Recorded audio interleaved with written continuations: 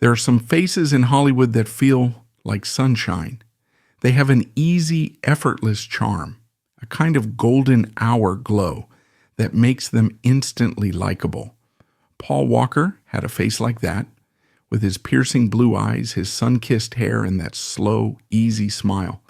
He seemed to be the living embodiment of the Southern California dream. On screen, he was the cool, charismatic hero, the guy who could drive any car, win any race, and always did the right thing. He was Brian O'Connor, the heart of one of the biggest movie franchises in history. But what if the movie star persona, the one the whole world fell in love with, wasn't really an act at all? What if the real man was even more compelling than the character he played? The story of Paul Walker is a rare and beautiful thing in Hollywood. It's not a story of scandal or ego or dark secrets. It's the story of a reluctant star, a man who seemed to have accidentally wandered into fame while on his way to the beach. It's the story of a dedicated father, a passionate marine biologist, a quiet humanitarian, and a soul who was always searching for something more real than the glitz and glamour of Hollywood. And it's the story of a life defined by genuine kindness, one that was cut tragically short in a cruel and terrible irony, leaving behind a legacy far greater than just fast cars. To understand Paul Walker, you have to understand the place that made him. He wasn't a product of Hollywood.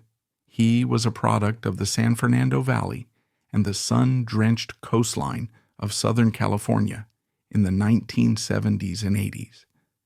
This was a world away from the sound stages and the backlots. It was a place of suburban streets, of surf breaks, and of a burgeoning car culture.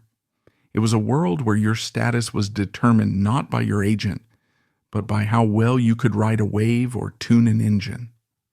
Paul was born in Glendale, California in 1973, the eldest of 5 children in a close-knit working-class Mormon family. His father was a sewer contractor and a 2-time Golden Gloves boxing champion. His mother was a fashion model. It was a household built on faith, family, and a strong work ethic. From a young age, Paul was instilled with a love for the outdoors. His childhood was not spent in acting classes. It was spent camping, surfing, and fishing with his family. He had a deep and abiding connection to the ocean, a sense of peace and wonder that he found in the vastness of the Pacific. His entry into the entertainment industry was almost accidental.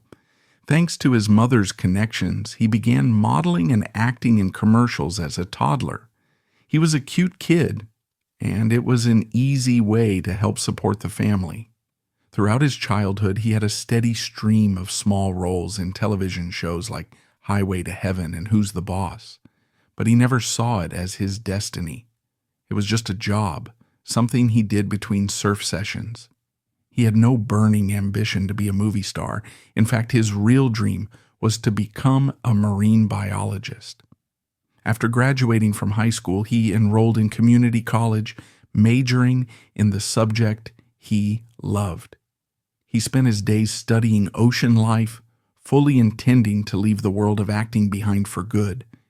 He idolized the famed oceanographer Jacques Cousteau and dreamed of a life of research and exploration, a life far removed from the superficiality of Hollywood. This is the essential and often overlooked core of who Paul Walker was. He wasn't a young actor desperately seeking fame. He was a young scientist, an adventurer who just happened to be really, really good looking. His heart was always somewhere else, out on the water, under the sun. And it was this authentic, grounded nature, this sense of being an outsider in his own profession, that would come to define both his life and his career. Paul Walker's transition from a part-time child actor to a bona fide movie star was a gradual one, driven more by a need to pay the bills than by a burning desire for fame. While he was studying marine biology, the reality of student loans and the prospect of a long, low-paying academic career began to set in. Acting, which had always been a side hustle, suddenly looked like a more practical path. So, he decided to give it one more serious try. The late 1990s were a boom time for teen and young adult movies, and Paul, with his classic good looks and easygoing charm, was a perfect fit.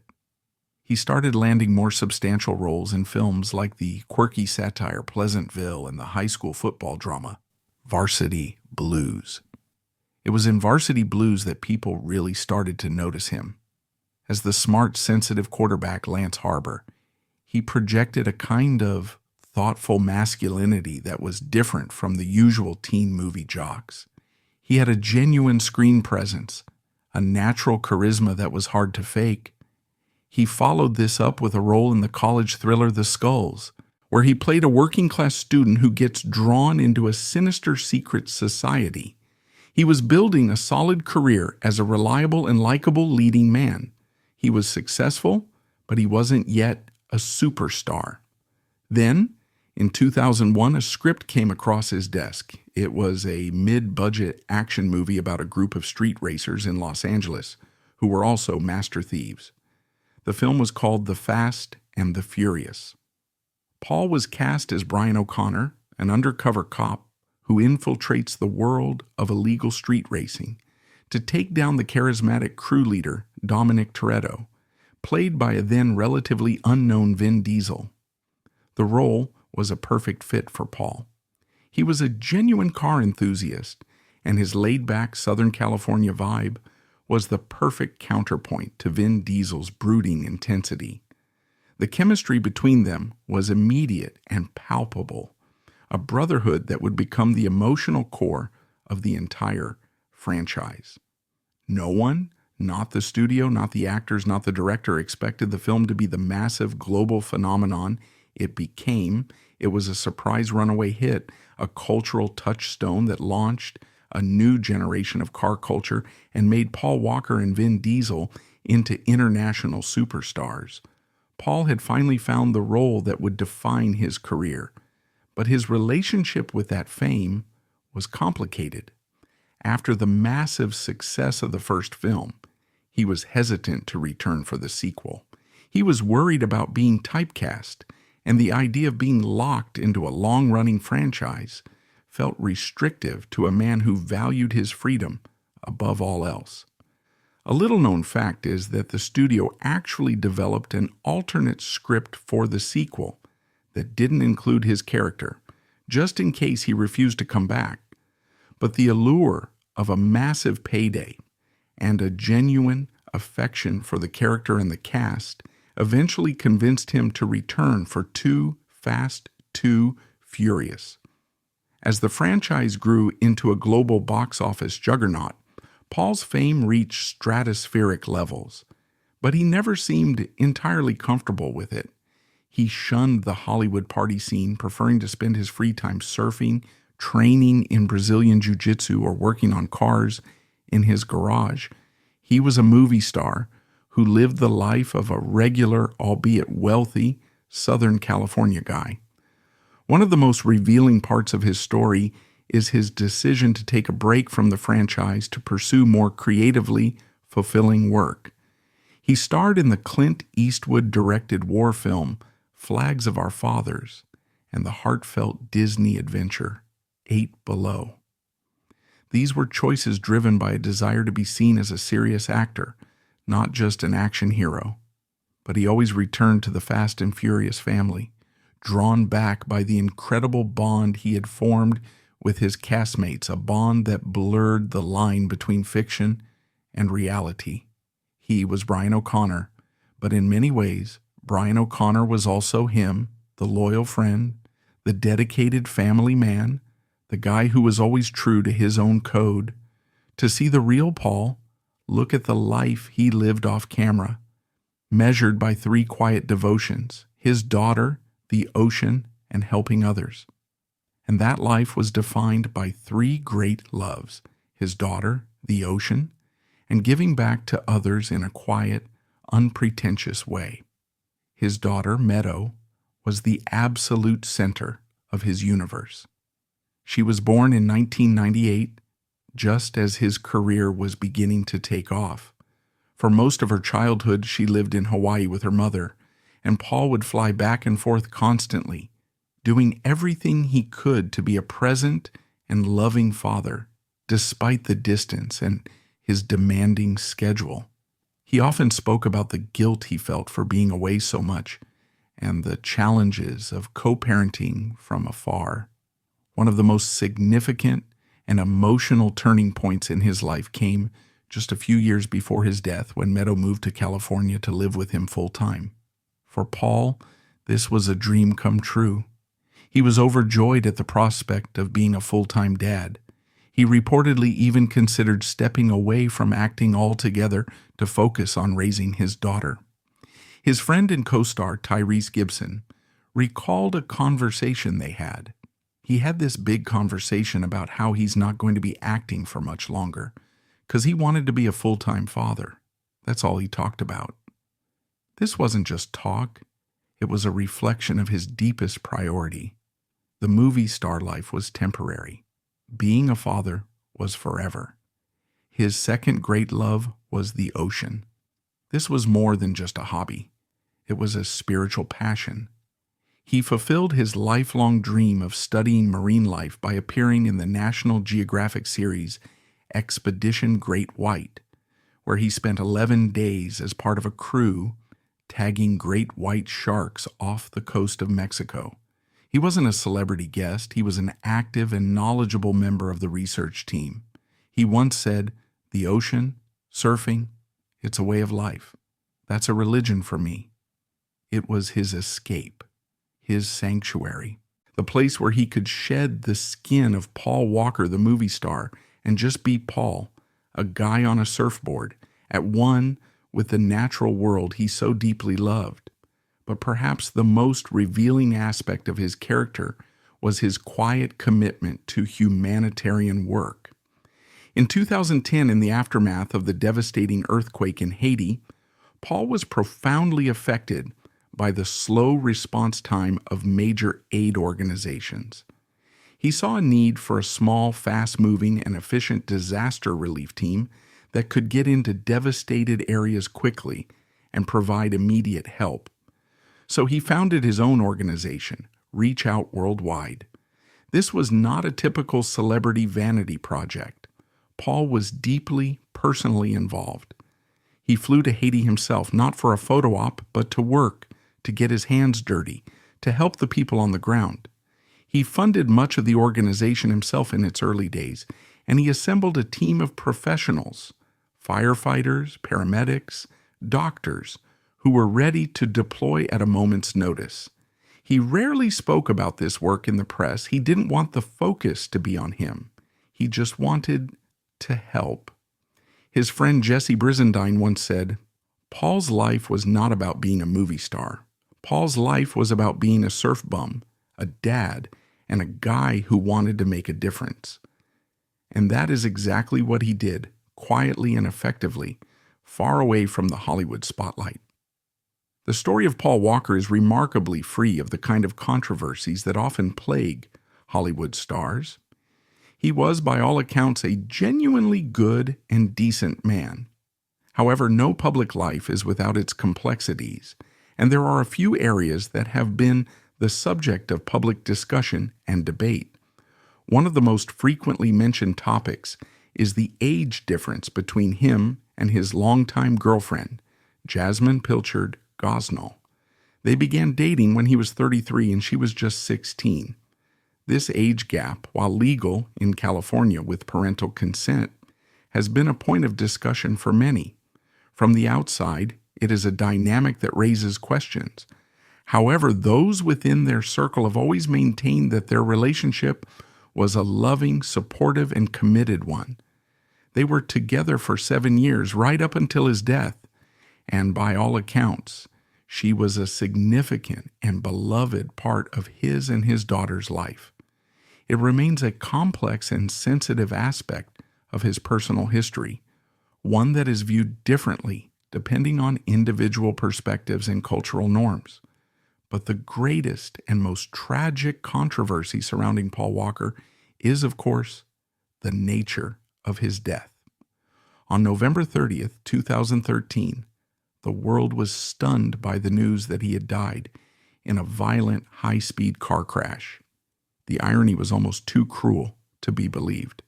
The star of the Fast and Furious franchise, a man who had made a living driving at incredible speeds on screen, was killed in the real world in the very same way. The accident happened in Santa Clarita, California. Paul had been at a charity event for his organization, Reach Out Worldwide. He left the event as a passenger in a 2005 Porsche Carrera GT, driven by his friend and business partner, Roger Rodas, who was an experienced race car driver.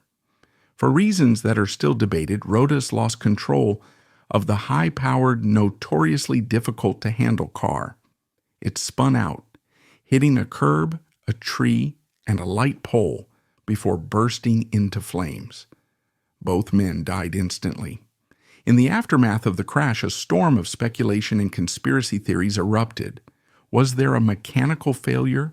Was there another car involved? Were they street racing? The investigation by the Los Angeles County Sheriff's Department and the California Highway Patrol was thorough. They concluded that the cause of the crash was unsafe speed for the road conditions. The car was traveling between 80 and 93 miles per hour in a 45 mile per hour zone. There was no evidence of a mechanical failure prior to the crash, and no other cars were involved. It was a tragic accident caused by a moment of incredibly poor judgment. This conclusion, however, did not stop a series of high-profile lawsuits. Both the Walker and Rodas families filed wrongful death suits against Porsche, alleging that the Carrera GT had design flaws that contributed to the crash and the subsequent fire. These lawsuits created a prolonged and public debate about automotive safety and corporate responsibility. Porsche, in its defense, maintained that the car had been altered and improperly maintained and that the crash was the result of reckless driving. The legal battles were complex and emotionally charged, eventually ending in confidential settlements. The debate over the crash, while legally complex, often obscures the simple, heartbreaking truth. It was a preventable tragedy. It was a story of two friends, two fathers who made a fatal mistake. For Paul Walker, a man who was a skilled driver and who had so much to live for, to die as a passenger in such a reckless manner is a devastating and painful final chapter. The death of Paul Walker was not just the loss of a beloved actor. It was a cultural moment that had a profound and lasting impact on Hollywood, his fans, and the very franchise he had helped to build.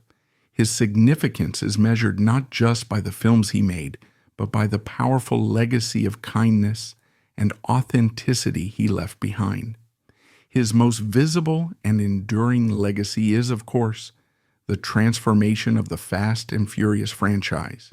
At the time of his death, they were in the middle of filming Furious 7. The production was shut down as the cast and crew reeled from the shock and grief of his loss. There was serious consideration given to canceling the film altogether, but they ultimately decided to complete it as a tribute to him. Using a combination of his brothers, Caleb and Cody, as stand-ins and groundbreaking CGI technology, they were able to give his character, Brian O'Connor, a beautiful and poignant send-off. The final scene of Furious 7, where Dom and Brian drive side by side one last time before parting ways at a fork in the road, set to the song See You Again, became one of the most emotional and iconic moments in modern cinema. It transcended the film itself, becoming a universal tribute to lost friends and family. His death fundamentally changed the DNA of the franchise. It was no longer just about cars and action. It was about family, loyalty, and loss.